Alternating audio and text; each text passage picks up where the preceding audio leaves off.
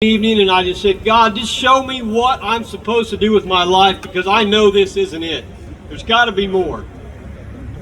2 days later, I heard about the People's Convoy coming through Indiana. And I went to the rally in Monrovia, the same rally James was talking about.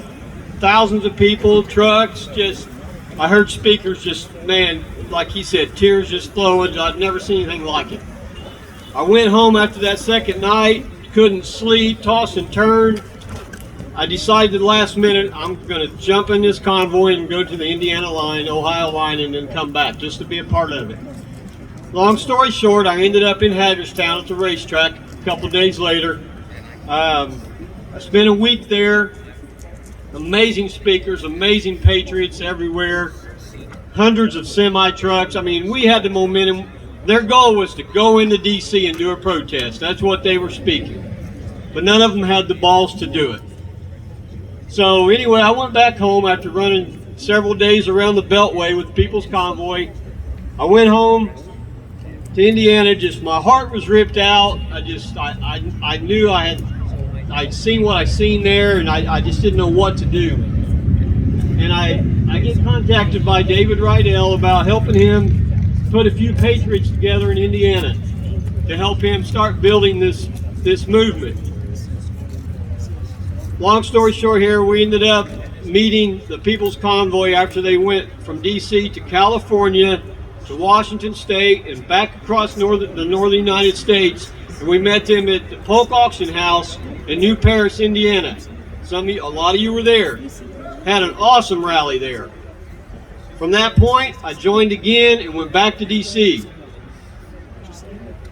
Wasn't aware that they were going to disband the People's Convoy, and the leadership had that all planned out. David Rydell was just a truck driver at that time. He didn't know anything about this going to happen. That this was going to happen. That man was ticked when it went down. So a lot of us followed him to an abandoned Shoney's parking lot. Shoney's was closed down, and we spent a couple nights in that parking lot, thunderstorms, sleeping in that parking lot, trying to figure out what the heck we were going to do. No money, no nothing. We didn't have anything. And there's somebody else I forgot to mention, Ma and Paul, that rode down here with Joe. I think you guys are in your 80s? 80-year-olds from California have been to D.C., back to California, back to D.C., and now they're right here. They're staying at my house.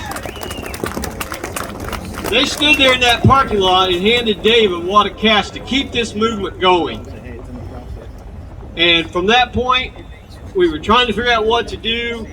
We got lined up at this Red Men's Lodge for like a week. And if you guys don't know what the Red Men's Lodge is, check it out. Because, man, it's right in line with what we're about liberty and freedom. And we stayed there for about a week, went back to that same parking lot, trying to figure out where we were going next. Ended up in the Bunker Hill parking lot of an old auction house on the hot-ass pavement for months, going into D.C., doing protests. Well, David kept his word that the People's Convoy had lied to us about. We went into D.C. and we sat on that mall for 34 days, 24/7. 34 days. I don't know any group that's protesting in D.C. for that long. We caught so much crap from these idiots that are following us to New York and California and Ohio and protesting against what we're doing. And we've got one of the fools right down the street right now. And I'm sure she's live streaming all over the country, talking her crap. But we're not stopping, we're not backing down. Right on. So anyway, I want to read something here real quick. Bear with me. I can barely see it up here in the sun.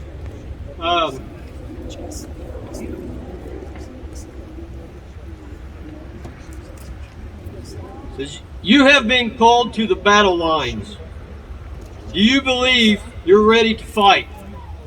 Soldiers enlist because they feel a calling to sacrifice their lives for a cause greater than themselves. This is the same soldiers of God. When you enlist in His army, you understand that the purpose of your life is far greater than yourself.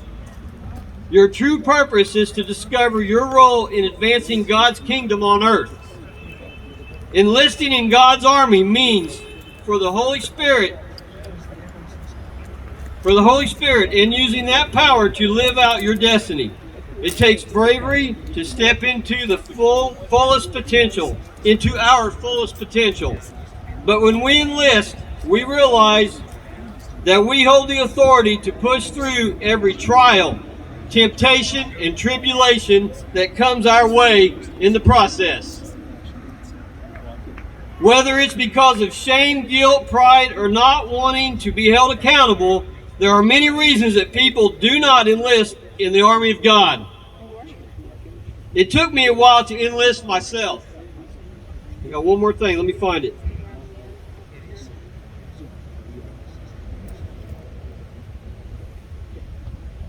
And this is speaking to that lady down there at this gas station.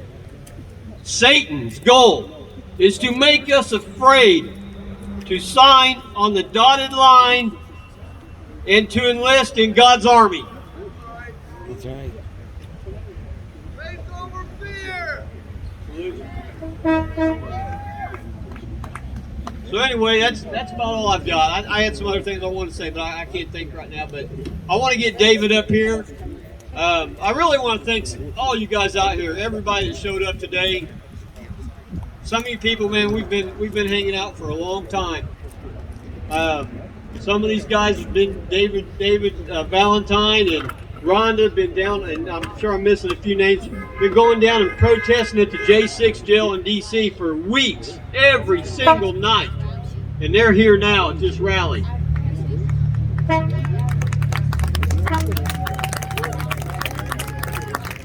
There's just no excuses for anyone not to get off their butt, get off the couch, and do something. If you can't physically, I can't even say physically, there's people here that can't physically do it, but they're here. But financially, whatever, help us out, help us to do what we're doing. I just don't, there's just no excuse for not standing up.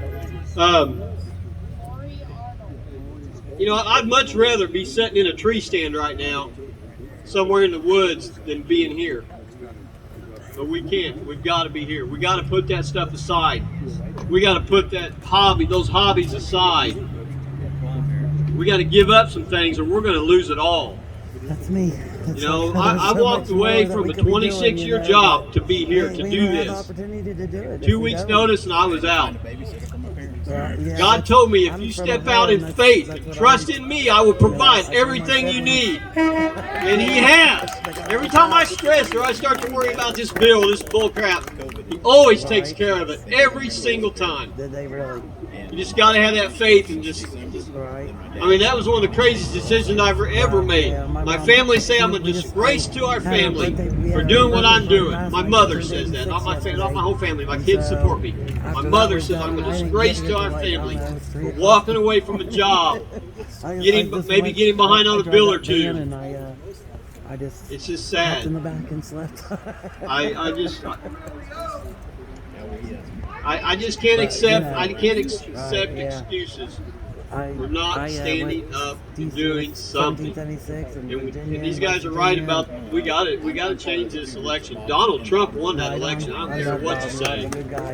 He won it fair and square, and he's coming back. Okay. He's coming back before 24, whether you believe it or not. So anyway, that's about all I've got to say. Nice. You see any Trump flags here? Not really one banner over there. People see this flag and they think we're all these Trump. 32-foot banner. Yeah, we may support Trump, but they associate that American flag with Really? that's how you you got know where I'm going with it. Anyway, it ain't about that. It's about saving this country. It's about fixing this mess. And you know, I see these young kids out here. That's parents that are doing the right thing. You know, these kids that are. No, I won't go there. So anyway, David, where you at, brother?